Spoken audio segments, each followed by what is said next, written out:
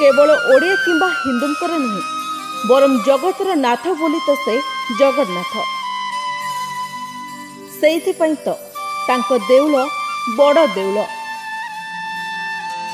तांको दांड बड़ दांड, आउ प्रसाद हेउछि महाप्रसाद। जार काणीचे तुंडरे लागिले 7 जन्मर पुण्य लभि थाए मनुष्य, जहाको चंडाल ठारू ब्राह्मण पर्यंत समस्ते पाती। एहाकु पाइबारे किछि भेदभाव छुआ अछुआ न थाए। जेकोसी तीर्थ स्थान रे मिलुथिबा प्रसाद को प्रसाद बोली कहुए, किंतु जगन्नाथ मंदिर रे मिलुथिबा प्रसाद को महाप्रसाद बोली कहुए। समग्र विश्व रे पुरी रे थिबा श्री जगन्नाथ मंदिर ही एकमात्र स्थान जेउठारे प्रसाद को महाप्रसाद बोली कहुए। एथिरे रहिथे प्राय 56टी खाद्य सामग्री।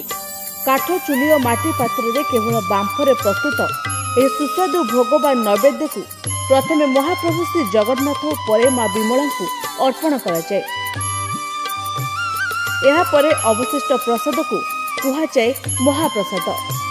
दैनंदिन प्राय 20,000 लोक यह सेवन करुवा बेले स्वतंत्र उत्सव समय महाप्रसाद को पाखापाखि 50,000 रु अधिक लोक पाई।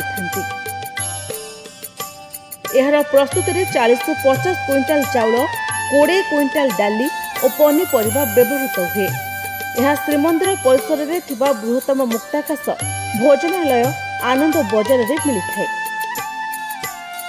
भक्त और श्रद्धालु माने एहाकु सेठी खाइबा सह क्रय मध्य करिथांती। एथिरे दैनंदिन 8 रु 10 लाख टंकार रोजगार करिथाए श्रीमंदिर। लोके व्रत विवाह शुद्धिकर पर स्वतंत्र सामाजिक कार्यक्रम पर महाप्रसाद आगुर ऑर्डर दे किनिथांती, जहाकु बिहांडी बोली कहुए। आम दैनंदिन जीवन में महाप्रसादर गुरुत्व केते ताहा एथिरु सहजरे अनुमेय। एहा पछरे एक किंबदंती मध्य रहिछि।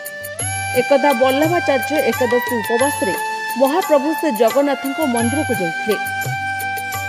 महाप्रभु जगन्नाथ चिंता कले एही उपवास रे वल्लभाचार्य निष्ठार परीक्षा नेबा पाई। सेथिपई छद्म बेसरे जनक हाथ रे महाप्रसाद दे वल्लभाचार्य निकट को पठाइथिले। वल्लभाचार्य प्रसाद को देखि दिन पर राति काटी देथिले। एहाको ग्रहण न करी निष्ठार सह व्रत पालन करिथिले एवं द्वादशी दिन एही प्रसाद को seven करिथिले।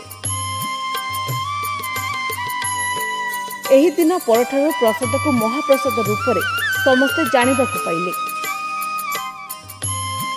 Bureau report, NNS Odia.